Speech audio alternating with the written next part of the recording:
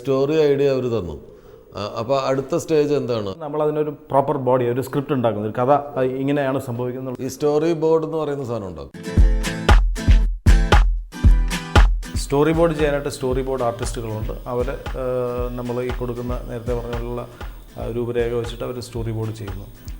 Story board ചെയ്ത് കഴിഞ്ഞാൽ പിന്നെ നമ്മുടെ ഈ ലൊക്കേഷൻ കാണുന്നു. ലൊക്കേഷൻ കണ്ടു കഴിഞ്ഞാൽ ലൊക്കേഷൻ്റെ നമ്മൾ ഷൂട്ട് ചെയ്യാൻ പോകുന്ന ഓരോരോ ആക്സസുകൾ, അതായത് ഒരു ആംഗിളിൽ ഇന്ന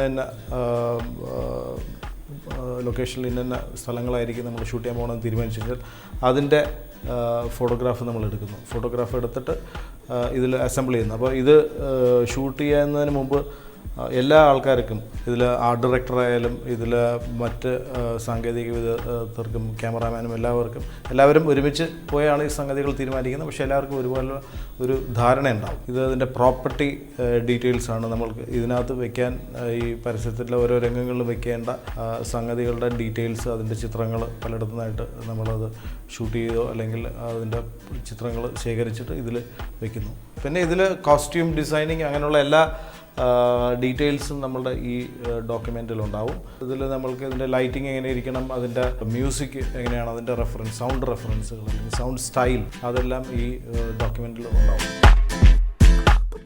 കൃത്യമായൊരു സ്ക്രിപ്റ്റ് ഫോം ഉണ്ടാക്കി കഴിഞ്ഞിട്ട് അത് നമ്മൾ അവരുമായിട്ട് ഇരുന്ന് സംസാരിക്കുകയും അതിൻ്റെ പോസിബിലിറ്റീസ്, ചിലപ്പോൾ ഇപ്പോൾ ഈ പറയുന്ന ഒരു ഗ്രെയിൻ ഓഫ് തോട്ട് ഉണ്ടാക്കിയ ആളിന് പോലും കിട്ടാത്ത അല്ലെങ്കിൽ അവർക്ക് തോന്നാത്ത ചില ആശയങ്ങൾ ആ ഫിലിമിലേക്ക് നമ്മൾ കൊണ്ടുവരാൻ പറ്റും. അത് ആസ് എ ഫിലിം മേക്കർ നമുക്ക് ചെയ്യാൻ പറ്റുന്ന വാല്യൂ അഡീഷൻസാണ്.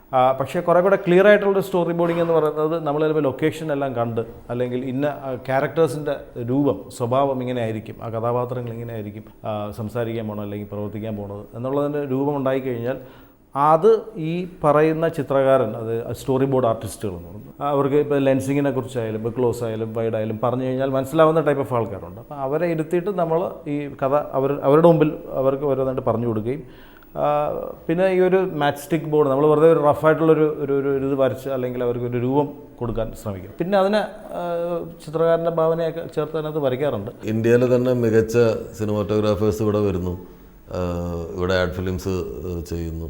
ഏതൊക്കെ സിനിമാറ്റോഗ്രാഫേഴ്സ് വർക്ക് ചെയ്തിട്ടുണ്ട് കൂടെ? ഒരുപിടി സിനിമാറ്റോഗ്രാഫേഴ്സായിട്ട് വർക്ക് ചെയ്തിട്ടുണ്ട്. വേണുചേട്ടൻ നമ്മുടെ സിനിമയിൽ രസകരമായ ഷൂട്ടിങ്ങാണ് എപ്പോഴും പുള്ളിയായിട്ട് ഷൂട്ട് ചെയ്യുമ്പോൾ ഉണ്ടാവാറുള്ള.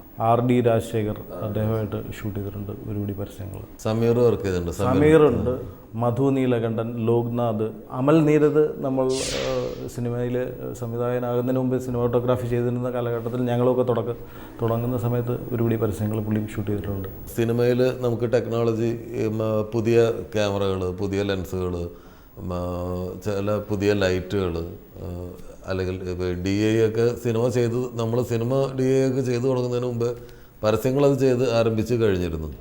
ഈ അത്തരം കാര്യങ്ങളൊക്കെ ചെയ്യാനുള്ള സൗകര്യം ഈ പരസ്യ സിനിമകൾ തരുന്നുണ്ട്. അതിൻ്റെ ഒരു പ്രിവിലേജ് നമുക്കുണ്ട്. കാര്യം അത് നമ്മൾ ഇൻസിസ്റ്റ് ചെയ്യുന്നു. കാര്യം പരസ്യത്തിൻ്റെ ലുക്ക് ആൻഡ് ഫീൽ വളരെ ആയിരിക്കണമെന്ന് എല്ലാവർക്കും താല്പര്യമുള്ളത് കൊണ്ട് സാധാരണ ഒരു ചിത്രീകരണ രീതിയിൽ നിന്ന് കുറേ കൂടെ വളരെ വ്യത്യസ്തമായിട്ട് ഷൂട്ട് ചെയ്യാൻ നമ്മൾ ശ്രമിക്കാറുണ്ട്. എങ്ങനെയാണ് ഈ പരസ്യ സിനിമാ രംഗത്തേക്ക് വരുന്നത്? ഞാൻ അഡ്വർടൈസിങ് ഏജൻസിയിൽ വർക്ക് ചെയ്തിരുന്നു. എന്തായിരുന്നു? Copy writer? അല്ലല്ല, ഞാൻ ക്ലയൻറ്റ് സർവീസിങ്ങിലായിരുന്നു. ക്ലയൻസുമായിട്ട് ഇൻട്രാക്ട് ചെയ്യും, അവരുടെ ബിസിനസ് നമ്മൾ ഏജൻസിയിൽ കൊണ്ടുവന്ന് അവർക്ക് വേണ്ടിയുള്ള പ്ലാനിങ്ങും അതെല്ലാം ചെയ്യുന്ന പരിപാടിയുണ്ട്. അപ്പോൾ അതിലായിരുന്നു തുടക്കം. കോപ്പി റൈറ്റർ എന്ന് പറയുന്ന ആളുടെ ജോലി എന്താണ്? കോപ്പി റൈറ്ററാണ് അഡ്വർടൈസിങ് ഏജൻസിയിൽ ഈ ആശയങ്ങൾ എഴുതി ഉണ്ടാക്കുന്ന ആൾ.